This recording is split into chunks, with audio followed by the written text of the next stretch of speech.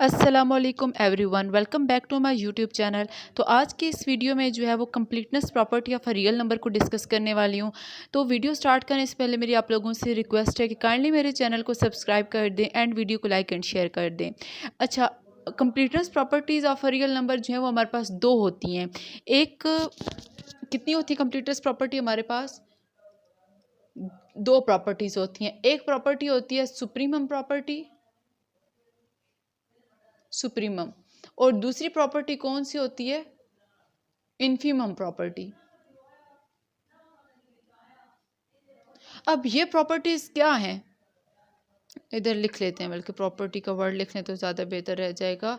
Supremum property and infimum property. तो ये आपसे ऑब्जेक्टिव में पूछा जा सकता है कि completeness properties of a real number कितनी है। जैसे हम कहते हैं ना कि प्रॉपर्टीज़ अंडर एडिशन कितनी है, प्रॉपर्टीज़ अंडर मल्टीप्लिकेशन कितनी है, तो हम बताते हैं कि 5 हैं। ठीक है, तो इस तरीके से completeness property of a real number 2 हैं।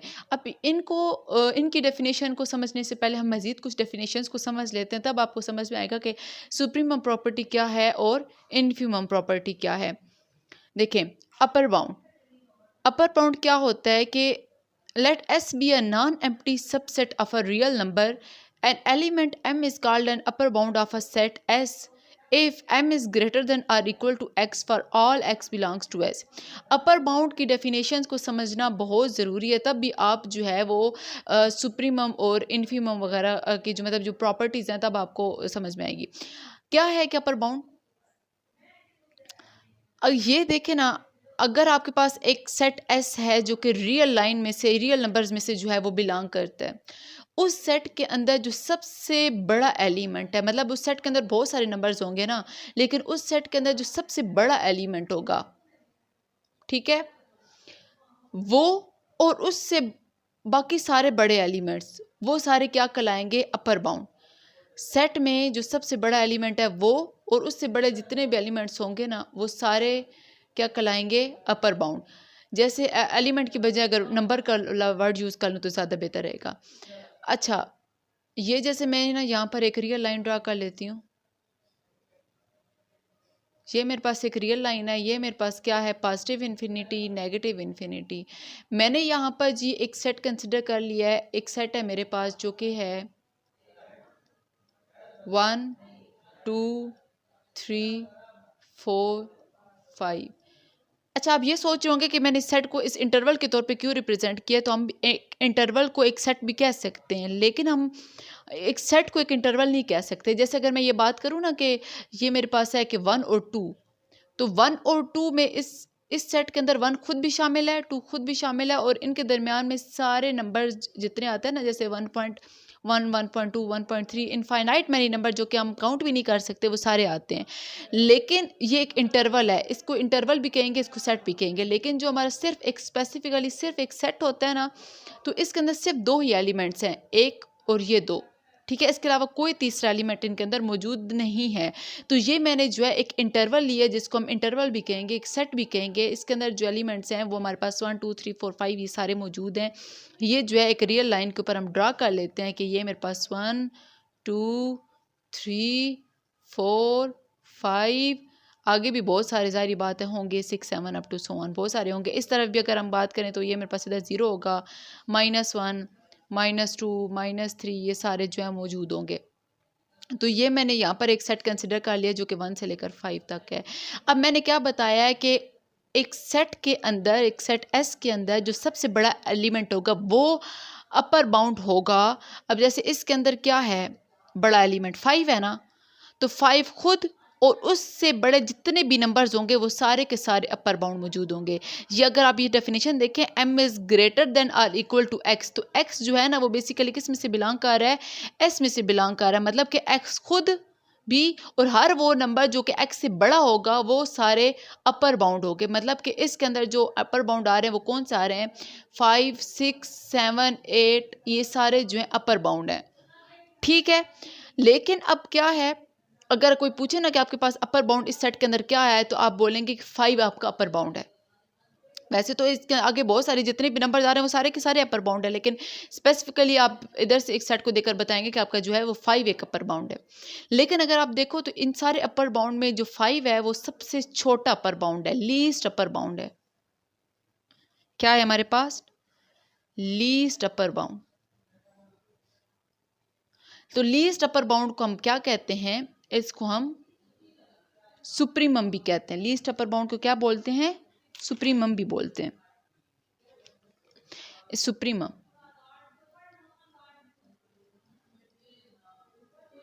और इसको इस तरह से प्रेजेंट किया जाता है, सुप्रीमम ऑफ सेट एस। क्या के एस या जो भी आप सेट ले रहे हैं, ए बी सी डी जो भी सेट ले रहे हैं। तो यहाँ तक क्लियर हो गया आपको कि अपर बाउंड क्या होता है।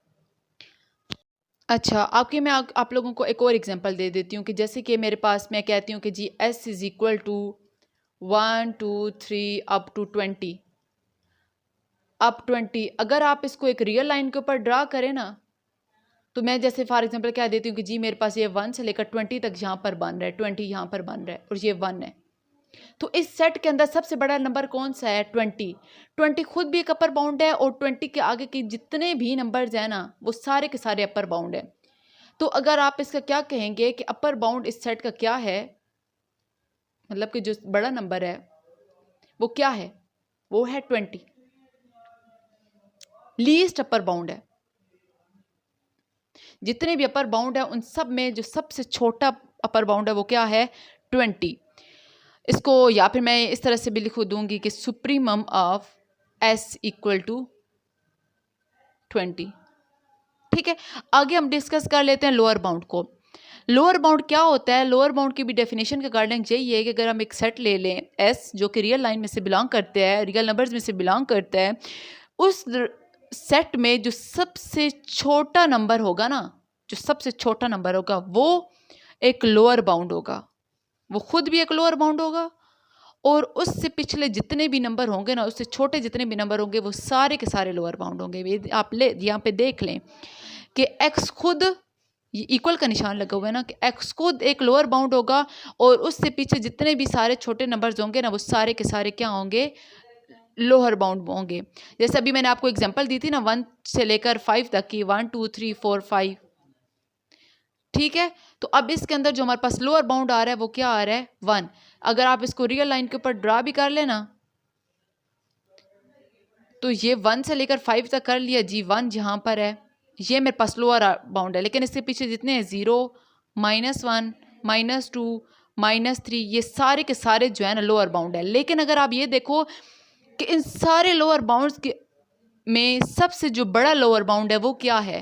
1 खुद है, क्योंकि ये देखें इस बीच की तरफ जा रहा है, 0 1 से छोटा है, -1 0 से भी छोटा है, -2 इधर से भी छोटा है, मतलब ये सारे पीछे छोटे नंबर जा रहे हैं, लेकिन है ये सारे लोअर बाउंड। तो इन सारे लोअर बाउंड में जो सबसे बड़ा लोअर बाउंड है इसको हम बोलेंगे greatest lower bound. Greatest lower bound. इसका जो दूसरा नाम है इसको बोलेंगे इन्फीमम, या फिर इसको हम इस तरह से भी डिनोट कर सकते हैं कि infimum of a set S. तो इसमें इस सेट के अंदर हमारे पास जो है वो इन्फीमम मतलब कि ग्रेटेस्ट लोअर बाउंड क्या होगा? इसके अंदर हमारे पास 1 है। लेकिन अगर इसी के अंदर हम कह दें कि हमारे पास सुप्रीमम क्या होगा, तो सुप्रीमम ऑफ एस क्या होगा? हमारे पास 5। जैसे मैं अगर आपको एक और एग्जांपल दे दूं, जैसे मेरे पास यहाँ पर एक और एग्जांपल है कि एक एग्जांपल ले लेते हैं 1 1/2 1/3 up to so on 1/n। ठीक है, या बिल्कुल आप इस तरह से लिख लें या फिर आप इसी तरह से लिख लें कि इंटरवल की फॉर्म में लिख लें, क्योंकि हमने इसको रियल लाइन के ऊपर ड्रा करना है। तो 1/3 अप टू 1/n। तो अगर आप इसको पॉइंट की फॉर्म में लिखें तो आप इसको कैसे लिखेंगे? अगर ये इन्फिनिटी तक जा रहा है ना तो 1/n मतलब कि 1/infinity, तो 1/infinity कितना होता है? 0।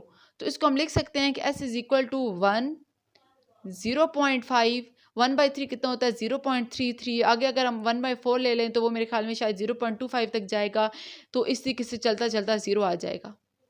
ये मेरे पास एक सेट बन गया। इसको जी हम रियल लाइन के ऊपर एक ड्रा कर लेते हैं, तो ये मेरे पास ये है 0। 0.25, ये इधर 0.33, 0.5, चले ये मैं कह देती हूँ मेरे पास 1 है। और इस तरह से आगे बहुत सारे छोटे छोटे मतलब और भी नंबर्स होंगे, जारी बात है। तो अब भी आप देखो तो इसके अंदर, इस पूरे सेट के अंदर ये 0 है और ये 1 है, तो इसके अंदर जो सबसे बड़ा नंबर है वो कौन सा है? 1। तो 1 जो है वो इसका अपर बाउंड है, ठीक है। और इस 1 के आगे जितने भी नंबर्स होंगे 2, 3, 4, 5 वो सारे अपर बाउंड होंगे। तो इसका मतलब है कि ये लीस्ट अपर बाउंड है, सबसे छोटा अपर बाउंड है, लीस्ट अपर बाउंड। या चले मैं इसको शॉर्ट फॉर्म में लिख लेती हूँ LUB, या फिर मैं कहती हूँ लीस्ट अपर बाउंड को क्या बोलते हैं? Supremum equal to 1।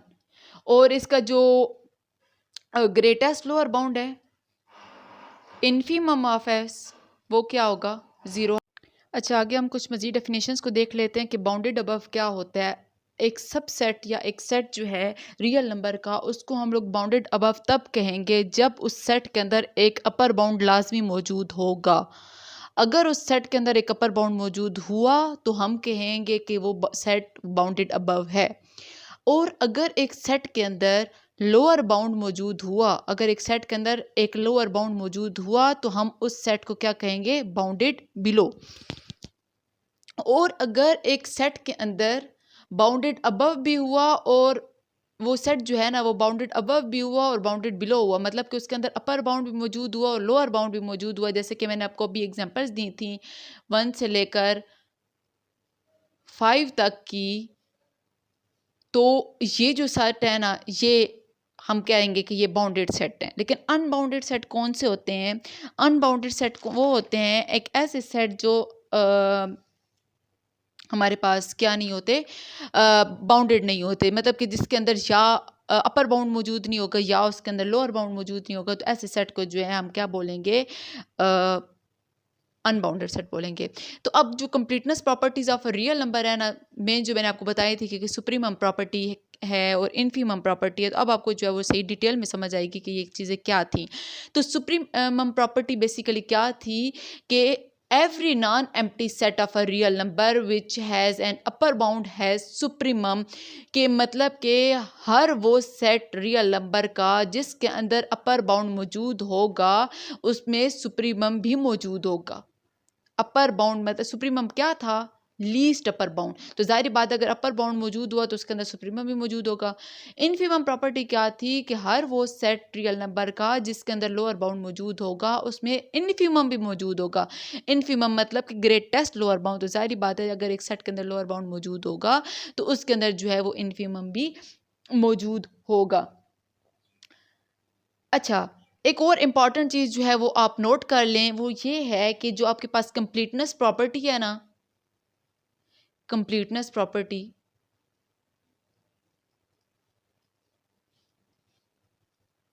does not hold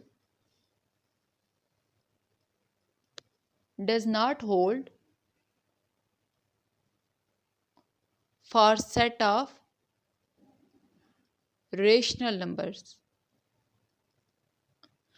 तो आपसे ये चीज़ MCQs में भी पूछी जा सकती है कि या इंटरव्यू वगैरह में पूछी जा सकती है कि जो कंप्लीटनेस प्रॉपर्टी होती है रियल नंबर की, तो वो किस सेट पर जो है वो होल्ड नहीं करती।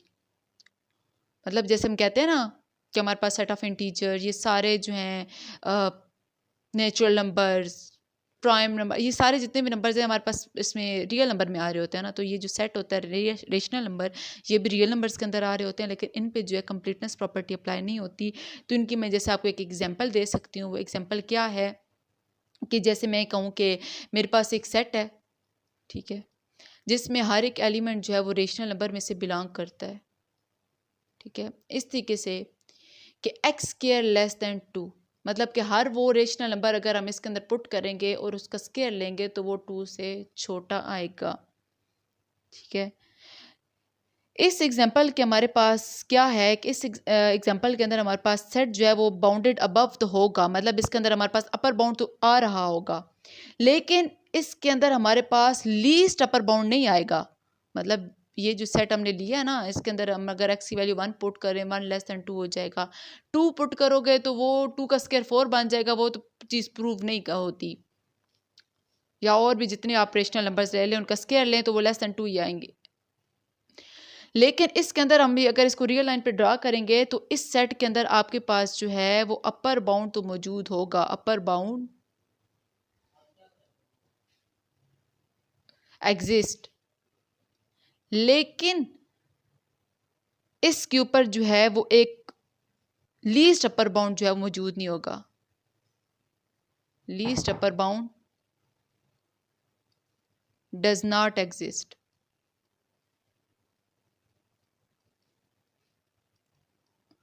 आई होप आपको समझ में आ गया होगा। अगर आपको किसी भी तरह की कोई प्रॉब्लम है तो आप कमेंट सेक्शन में बता सकते हैं। एंड काइंडली मेरे चैनल को सब्सक्राइब कर दें ताकि मैं आपको जो है मज़ीद और भी समझा सकूं और भी टॉपिक्स पे। ठीक है, थैंक यू वेरी मच।